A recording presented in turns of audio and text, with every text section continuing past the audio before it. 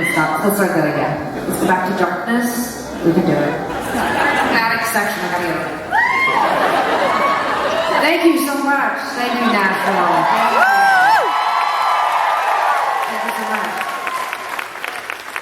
Thank you. When I was 10, I got chosen to go to a special summer camp. The summer camp was 4 days long, and you learned how to be a good patroller. Do you guys know what that is? It's a crosswalk guard. It's mostly adults do it. They wear safety vests and a stop sign. They help kids across the street in front of schools, typically. But in our school, we were low on staff, so kids did it. Kind of like that movie Bugsy Malone, where all the kids are gangsters, but it was our school. That's a pretty deep reference, but I think Sarah's laughing, so that makes me happy.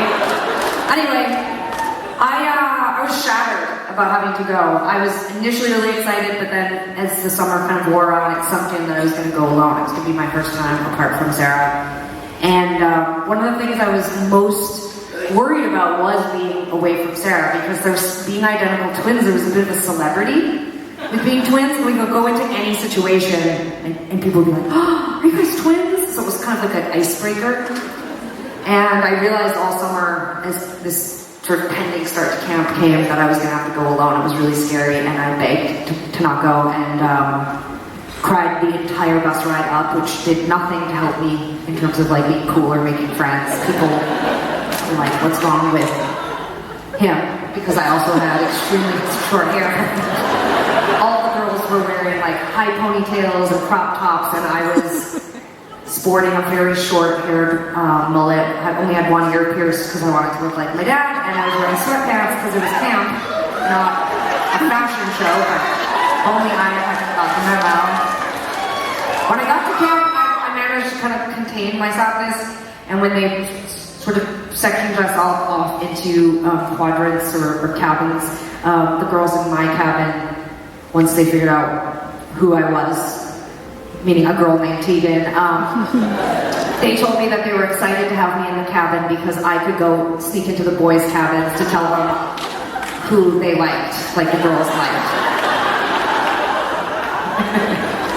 Needless to say, it was a long 4 days, and on the last night I made friends with what I would describe as two queer kids, a queer guy and a queer girl, and both had also cried throughout much of the camp. And on the bus ride home, the three of us squished into one seat together, and we talked about what pieces of shit all the other kids at the camp were. Because they were all crying.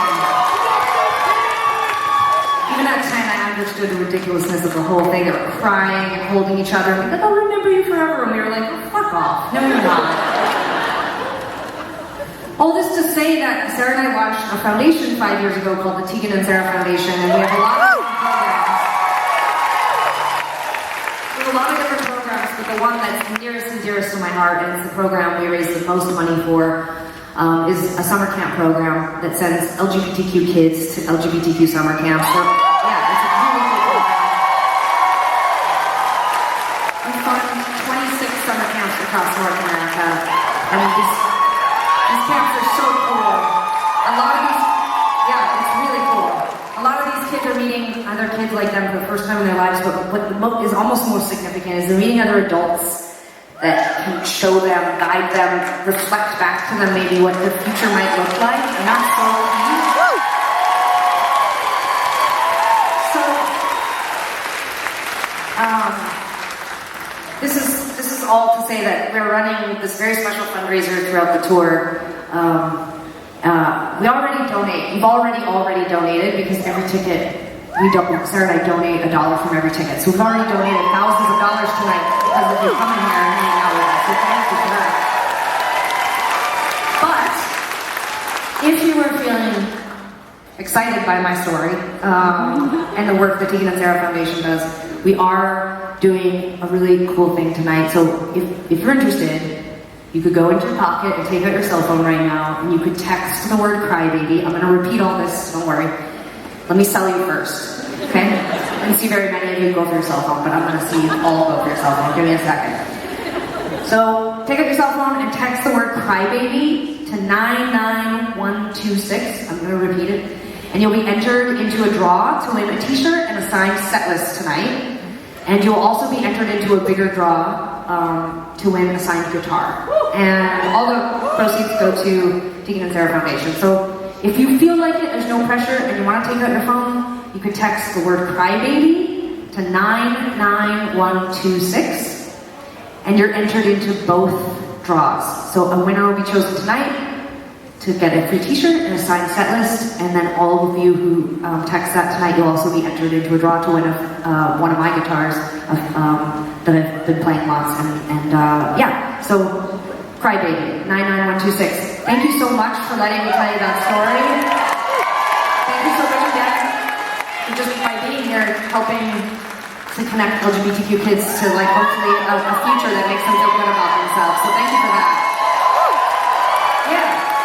So hey, we're gonna play one more acoustic song, and then we kind of just get into like old stuff and just rock the fuck out. But we're gonna play one more slow song, if that's okay with you. Alright. Yeah? So is that L-word stuff? Is that love type thing? Is that making requests? Thank you so much for that. Absolutely. It's your right. Absolutely. My request is that you listen to the song I've chosen to play. It's called I Was a Fool.